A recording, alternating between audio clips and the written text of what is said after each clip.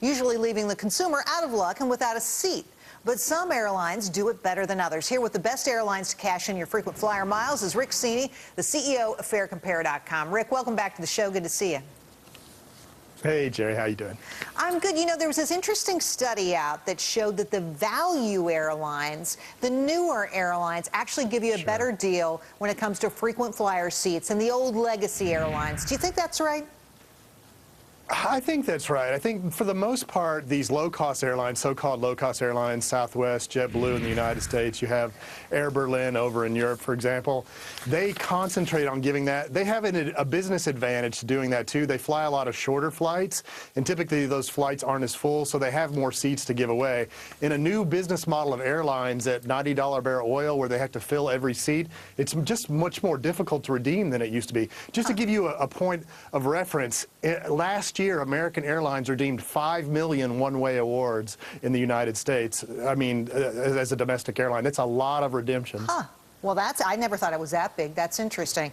The report we were talking about, though, had 5 top U.S. airlines to book tickets. Here's who they said. Southwest, you mentioned them, AirTran, JetBlue, United, and Alaska. Do you agree with that list? Do they have it right? I'd be pretty close there. If you ask a lot of frequent travelers, and I do a lot of this over the last 3 years, if you were looking at legacy programs, American would be sort of at the top of the heap.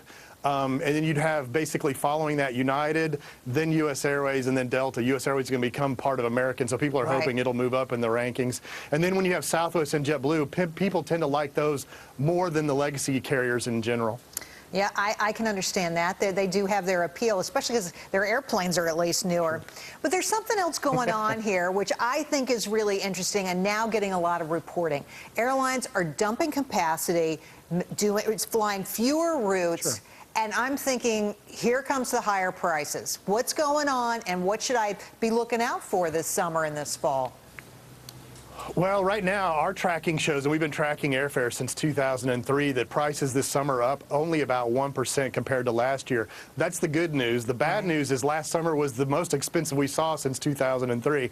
So I think what's happening is airlines have actually increased the prices to the saturation point for consumers, and they've been trying to raise fares almost every 2 weeks this year, and they've had limited success doing that. I think they finally reached sort of the maximum, especially where the economy is today. Well, you know, it's interesting because you do see them move these numbers around, and as a consumer, it's hard to track it over time and to understand what the real underlying trends are. All right, to get back to frequent flying for just a second, what advice do you give people out there who are trying to manage those points in an intelligent way?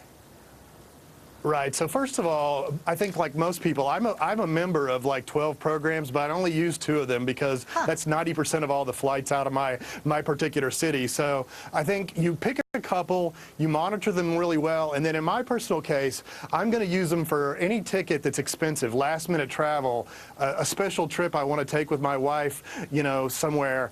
I like to give away points in my particular case to charity, for example. So anytime a ticket really is over $475, you should consider using your points. If it's below that, use cash. It's a better deal.